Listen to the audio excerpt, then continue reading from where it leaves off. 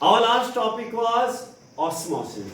As I already told you, osmosis is the movement of water from a region of higher concentration to a region of lower concentration. So it is because of osmosis, water present in the soil reaches into the vascular tissue, xylem. How, my dears? As you already know.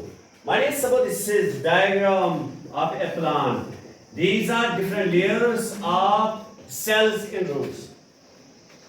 So we know around the roots there is present soil, and in soil there is present higher concentration of water. And my dears, this water moves towards in the cells of the roots. How? Because in the outermost layer of the cells there is present low concentration of water. And in soil there is high concentration of water. Now water will move from region of high concentration from soil into the outer layer of the cells of roots. Uproot here. Across the cell membrane. As we know, my dear, cells have three parts. Outermost part is cell membrane. Cell membrane is selectively permeable membrane. Semi-permeable membrane. Inner to the cell membrane is cytoplasm. This is cytoplasm. And innermost layer is, my dear, nucleus. But outside the cell membrane there is present soil, and in soil there is water.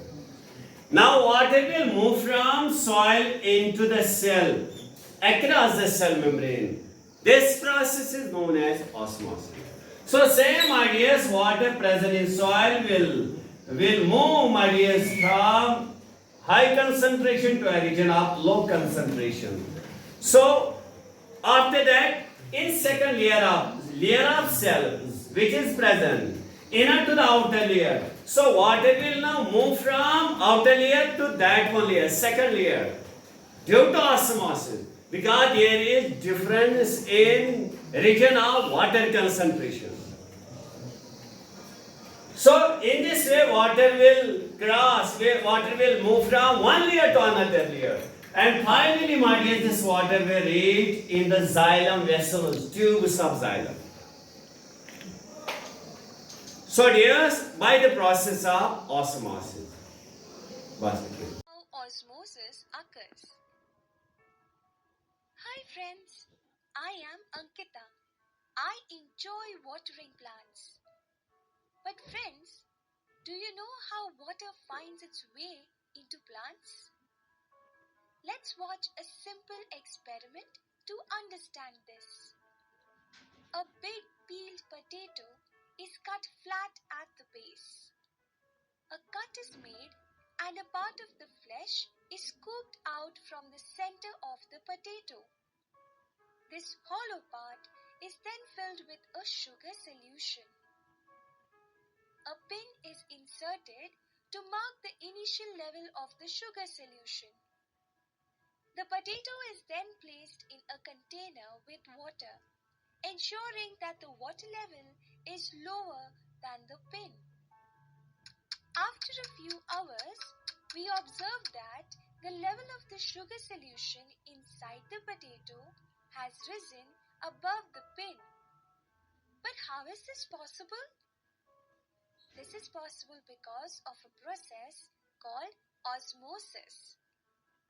In this process, when there is a difference in water concentration, that is, when the amount of water between two regions is different, water naturally moves from an area of its higher concentration to an area of its lower concentration. As the water concentration outside the potato is higher, it naturally flows into the potato where its concentration is lower. This movement occurs through the wall of the potato, which acts as a selectively permeable membrane, allowing the water molecules to pass through. As a result, the water level inside the potato cavity rises. A similar process occurs in plant roots. When the water concentration in the soil is more than that in the root, water moves from the soil to the root through the selectively permeable membrane of the root hair. This process is called osmosis. The membrane of the root hair acts as a gatekeeper, allowing only selective substances such as water to pass through. Once inside the root, water begins its incredible journey. It moves through the different layers of cells until it reaches the center of the root, where the xylem is present. The xylem then transports the absorbed water to all the parts of the plant. So friends, we just learned about the marvelous process of osmosis that enables plants to absorb water from the soil. Thus, to summarize, when the concentration of water in the soil exceeds that in the root, water moves from the soil to the root through the selectively permeable membrane of the root hair. This process is called osmosis. Once inside the root, water moves through different layers of cells until it